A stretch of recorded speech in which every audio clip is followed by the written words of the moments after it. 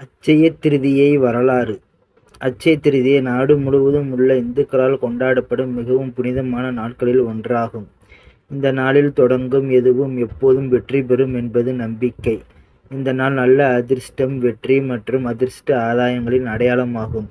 அட்சய திருதியை எப்போது கொண்டாடப்படுகிறது? தமிழ் மாதமான சித்திரை மாதத்தின் சுக்ல பட்சத்தின் 3வது நாளில் அட்சய திருதியை கொண்டாடப்படுகிறது. கிரியோகிரியன் நாட்காட்டியின்படி இது ஏப்ரல், மே மாதங்களில் வருகிறது. இந்த நாளில்தான் சூரியன் மற்றும் சந்திரன் இருவரும் தங்கள் கிரகங்களில் சிறப்பாக இருப்பதாக கூறப்படுகிறது. இந்த நாள் ஆகாதீஜ் என்றும் அழைக்கப்படுகிறது. அட்சய திருதியை வரலாறு. புராணங்கள் மற்றும் பண்டைய வரலாற்றின்படி இந்த நாள் பல முக்கியமான சம்பவங்களை குறிக்கிறது. முதலாவது, விநாயக பெருமானும் வேத வியாசரும் இதிகாசமான மகாபாரதத்தை இந்த நாளில்தான் எழுதினார்கள்.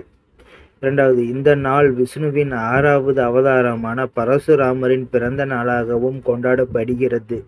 3, இந்த நாளில் அன்னபூரணி தேவி பிறந்த நாள். 4, இந்த நாளில் கிருஷ்ணர் தனது உதவிக்காக வந்த தனது ஏழை நண்பரான சுதமாவுக்கு செல்வத்தையும் பண ஆதாயங்களையும் வழங்கினார். 5வது, மகாபாரதத்தின்படி இந்த நாளில் கிருஷ்ணர் பாண்டவர்கள் வனவாசத்தில் இருந்தபோது அவர்களுக்கு அட்சய பாத்திரத்தை வழங்கினார். அவர்களை ஒருபோதும் பசியடைய செய்யாத வரம்பற்ற அளவிலான உணவை தொடர்ந்து உற்பத்தி செய்யும் இந்த கிண்ணத்தை அவர்களுக்கு அருளினார்.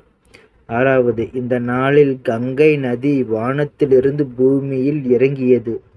7வது, இந்த நாளில்தான் குபேரர் லட்சுமி தேவியை வழிபட்டார். இதனால் கடவுளின் பொருளாளர் பதவி வழங்கப்பட்டது. 9வது, சமண மதத்தில் இந்த நாள் அவர்களின் முதல் கடவுளான ஆதிநாதரை நினைவு கூறும் வகையில் கொண்டாடப்படுகிறது. அட்சய திருதியின் பொது சடங்குகள். விஷ்ணு பக்தர்கள் இந்நாளில் விரதம் இருந்து கடவுளை வழிபடுகின்றனர். பின்னர் ஏழைகளுக்கு அரிசி, உப்பு, நெய், காய்கறிகள், பழங்கள், ஆடைகள் வழங்கி தொண்டு செய்யப்படுகிறது. விஷ்ணுவின் அடையாளமாக துளசி நீர் சுற்றிலும் தெளிக்கப்படுகிறது.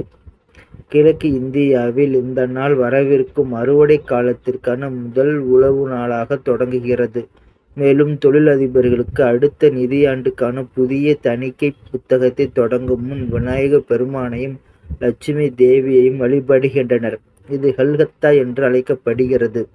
இந்நாளில் ஏராளமானோர் தங்கம் மற்றும் தங்க நகைகளை வாங்குகின்றனர்.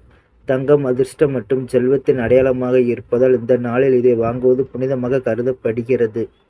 இந்த நாளில் புதிய தொழில் முயற்சிகள், கட்டுமான பணிகள் இந்நாளில் தொடங்கும். மற்ற சடங்குகளில் கங்கையில் புனித நீராடுதல், புனித நெருப்பில் பார்லியை சமர்ப்பித்தல் மற்றும் இந்த நாளில் நன்கொடைகள் மற்றும் பிரசாதம் வழங்குதல் ஆகியவை அடங்கும். ஜைனர்கள் தங்களின் 1 வருட தபசையை இந்நாளில் முடித்து கரும்புச்சாறு அருந்தி வழிபாட்டை முடிக்கின்றனர். ஆன்மீக நடவடிக்கைகள், தியானம் மற்றும் புனித மந்திரங்களை உச்சரிப்பது எதிர்காலத்து நல்ல அதிர்ஷ்டத்தை உறுதிப்படுத்த முக்கியமாக கருதப்படுகிறது. பகவான் கிருஷ்ணரின் பக்தர்கள் இந்த நாளில் சந்தனத்தால் கடவுளுக்கு அபிஷேகம் செய்கிறார்கள். அவ்வாறு செய்தால் அந்த நபர் இறந்த பிறகு சொர்க்கத்தை அடைவார் என்று நம்பப்படுகிறது. மேலும் ஆன்மீக தகவல்களுக்கு இந்த சேனலை சப்ஸ்கிரைப் செய்யுங்கள்.